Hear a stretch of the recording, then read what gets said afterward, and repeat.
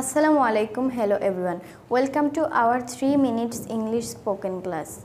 Today our lesson about 800 words. Let's get started.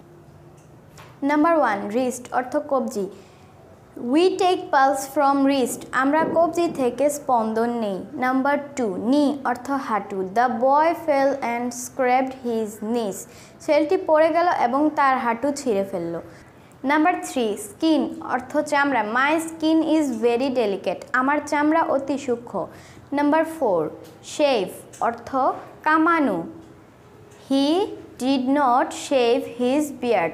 তিনি তার দাড়ি কামাননি. Number 5. Chef অর্থ হোটেলের রাঁধুনি. The chef is making a meal. হোটেলের রাঁধুনিটি খাবার তৈরি করছে. That's all. See you next video. Assalamu alaikum.